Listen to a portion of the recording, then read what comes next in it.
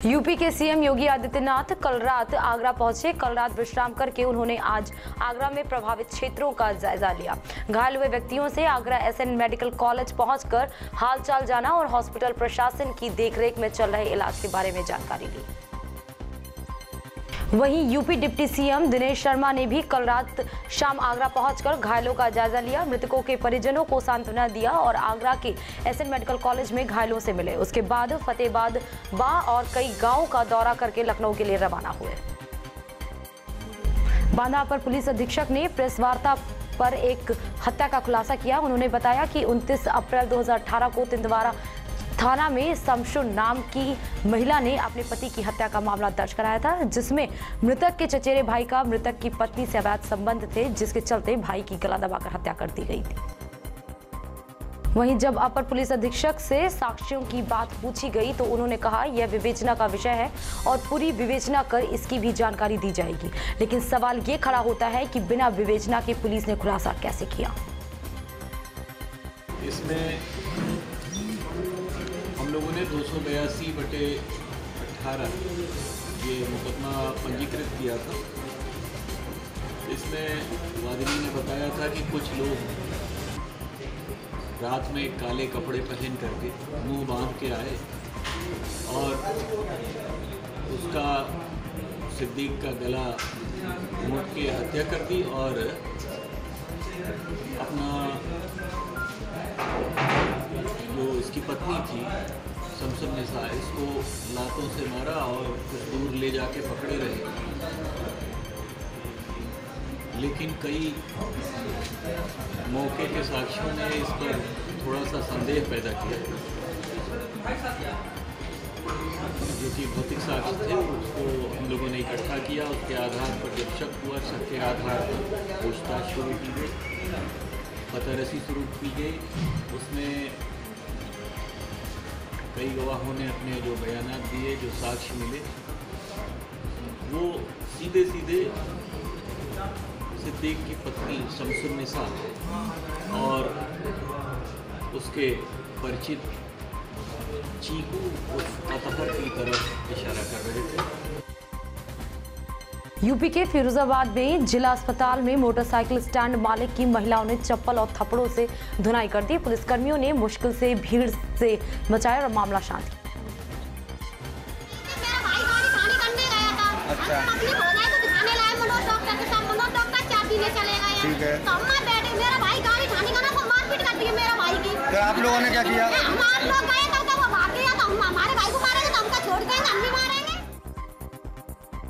अपनी बेटी का इलाज कराने आई महिला का आरोप है कि बाइक स्टैंड वालों ने बाइक खड़ी करने को लेकर अभद्रता की। वहीं स्टैंड मालिक का कहना है कि गलत जगह वाहन खड़ा करने पर टोका तो बहस और मारपीट करने लगी। इसलिए रोका कि अस्पताल प्रशासन का और पुलिस प्रशासन का ये कहना है कि बाहर गाड़ी नहीं खड़ी होनी चाहिए है, इसलिए रोका कि कानून व्यवस्था भंग होती है, या आए दिन गाड़ी चोरी हो जाती है। ठीक है, इसलिए गाड़ी रोकी। फिर उन आदमियों ने औरतों को आगे कर दिया। उनने हमारे साथ, हमारे स्टैंड पे जो लोग रहते हैं उनके साथ मारपीट कर। लेडीजों ने। हमीरपुर जनपद के ग्राम सराय में एक अधेड़ महिला ने खुद पर मिट्टी का तेल डालकर आग लगा ली। वहीं आग में गंभीर रूप से झुलसी हुई महिला को सदर अस्पताल के लिए रेफर कर दिया गया। वहीं ग्रामीणों ने बताया कि महिला दाई का काम करती थी, उसकी दिमागी हालत ठीक नहीं थी। तो कुछ ने इस घटना का कारण पारिवारिक कलह बताया है।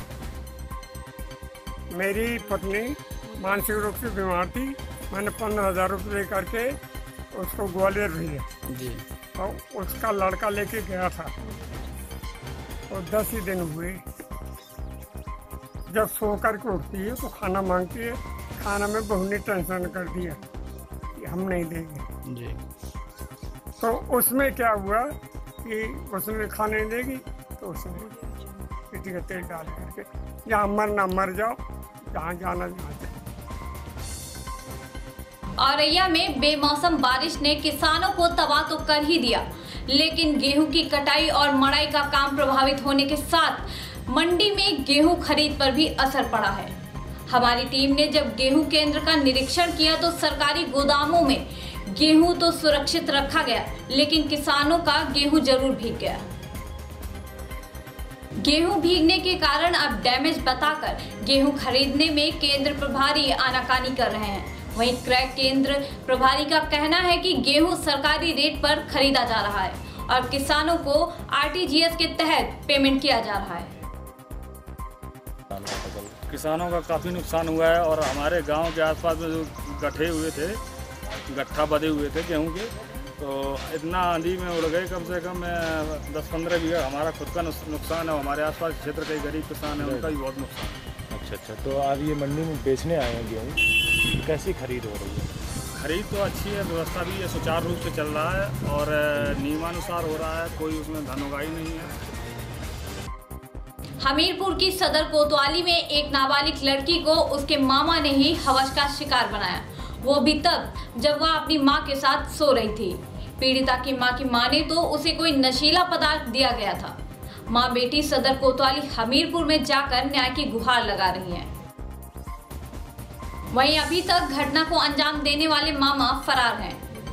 कोतवाल शैल कुमार सिंह ने बताया कि तहरीर के आधार पर मामला दर्ज करते हुए बच्ची का डॉक्टरी परीक्षण करा दिया गया है।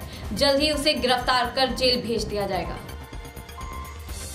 थाना कोतवाली क्षेत्र में एक 13 वर्षीय बालिका जो अपनी मां के साथ सो रही थी, उसने आरोप लगाया है कि मैं मां के साथ सो रही थी और मेरे रिश्ते के मामा के द्वारा मां को कुछ सुना दिया गया और मेरे साथ ज़बरदस्ती रेप किया गया।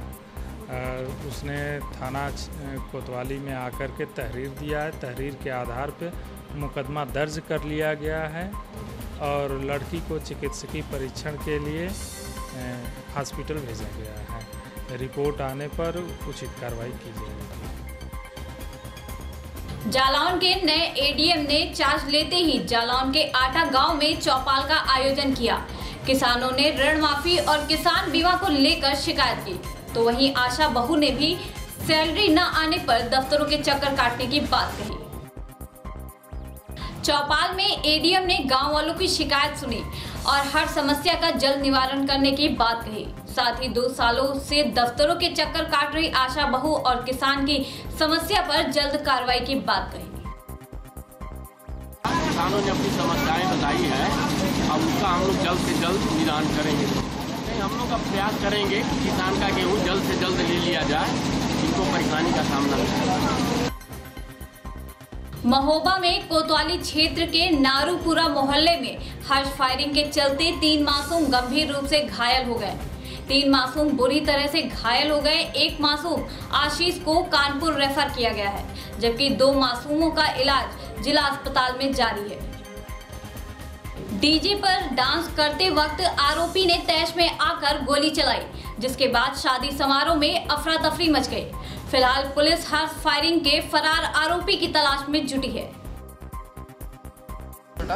उस समय गोली चली तो मैंने उसमें पहुंचा तो उस समय बच्चे को लेकर बाहर निकल लगे थे, तो जो बच्चे को ज़्यादा गोली लगी थी उसको लेकर पहले आए, इस बच्चे को लेकर छूकने के लिए गोली, तो इसको बच्चे को बाप को छाल डाला गई थी।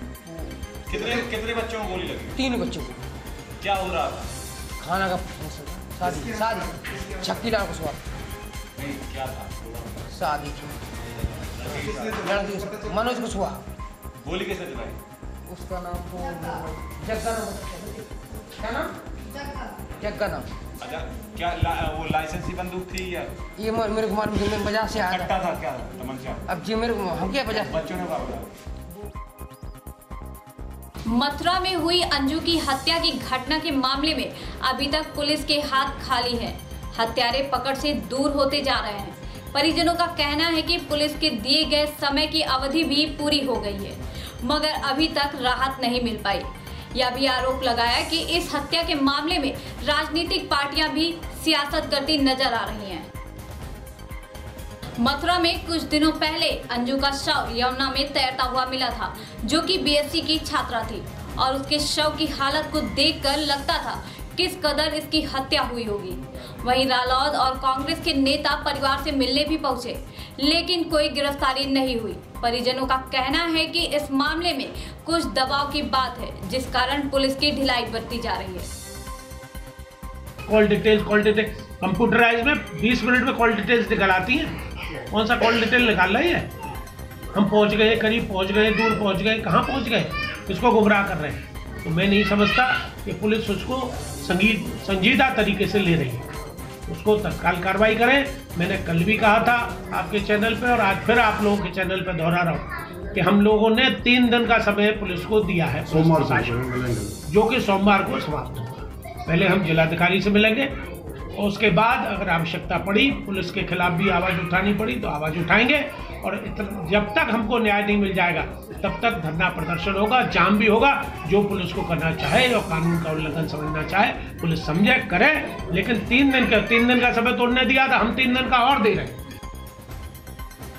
ग्राम स्वराज अभियान आजीविका एवं कौशल विकास मेले का आयोजन राजधानी लखनऊ के इंदिरा गांधी प्रतिष्ठान में आयोजित की गई, जिसमें मुख्य अतिथि यूपी के डिप्टी सीएम दिनेश शर्मा मौजूद रहे। वहां मौजूद तमाम प्रतिभागियों को उप मुख्यमंत्री ने चेक भेंट की। सर, हम लोग प्रधानमंत्री कौशल विकास योजना के तहत प्रधानमंत्री कौशल केंद्र चला रहे हैं। महिला स्किल्स ट्रेनिंग प्राइवेट लिमिटेड के तहत यहाँ पर बच्चों को रोजगार मतलब कौशल प्रशिक्षण प्रदान किया जाता है, जिसमें बहुत सारी ट्रेड शामिल है, जैसे solar PV installer, self employed tailor, LED light repair technician, mutual fund agent. यहाँ पर बच्चों को शिक्षा प्रदान कर उनको नौकरी या प्लेसमेंट का अवसर प्रदान किया।